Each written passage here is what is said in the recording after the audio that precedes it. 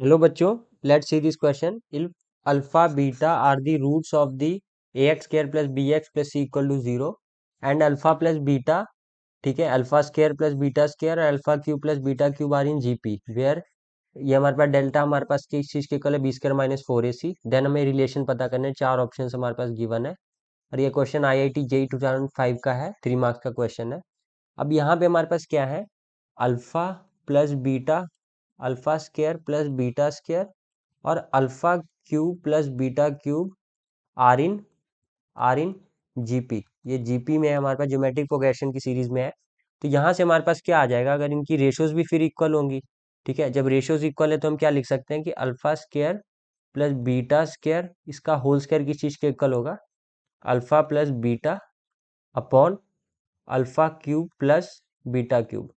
इसके इक्वल होगा। अब इसको फर्दर थोड़ा सा हम मॉडिफाई करके लिखेंगे, ठीक है, हमारे पास किस फॉर्म में चेंज करेंगे इसको, alpha plus beta whole square minus 2 alpha beta, ये alpha square plus beta square को लिखा और इसका होल स्क्वायर आ गया, डेट इज इक्वल टू हमारे पास क्या आ गया, अल्फा प्लस बीटा इंटू, वैसे ही alpha cube plus beta cube को भी हम लिखेंगे, इसको हमने क्या लिखा, ये हमारे पास आ गया alpha plus beta whole cube minus 3 alpha beta into alpha plus beta, ठीक है, ये चीज आ गया। एंड हमारे पास पता है कि जो सम ऑफ रूट्स है ना, तो अल्फा प्लस बीटा की वैल्यू क्या हो जाएगी, माइनस बी बाई ए है,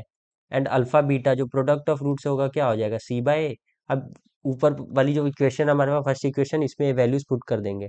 तो क्या आ जाएगा, B square upon A square minus 2c upon ए इसका होल स्केयर, ये किस चीज के इक्वल होगा, ये हमारे पास इक्वल हो गया माइनस बी बाई ए, ठीक है, इंटू हमारे पास क्या आ गया माइनस बी क्यूब अपॉन ए क्यूब प्लस ये आ गया 3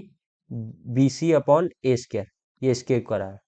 ठीक है। फर्दर ये किस फॉर्म में चेंज हुआ, ये हमारे पास आ गया B square minus 2ac upon A square इसका होल स्केयर आ गया, that is equal to minus B by A into minus B cube plus 3 ABC upon किस चीज के इक्वल है, ये ए क्यूब इसके इक्वल है, ठीक है। देन हमारे पास क्या आ जाएगा, इसको हम सॉल्व करेंगे तो हमारे पास आएगा 4a स्केयर सी स्केयर, इसकी वैल्यू हमारे पास ए सी बी स्केयर के इक्वल आया। एंड देन हमारे पास क्या आ जाएगा, जो ए सी की वैल्यू आ जाएगी वो हमारे पास निकल के कॉमन आएगी, तो क्या बनेगी, अंदर बन जाएगी B square minus 4ac that is equal to 0,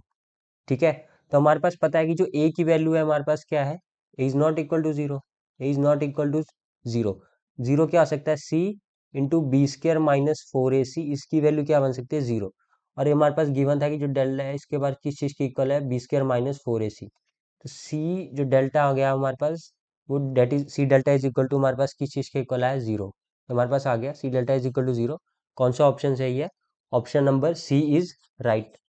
option number D is right, C delta is equal to 0. I hope you have understood the question. Best of luck.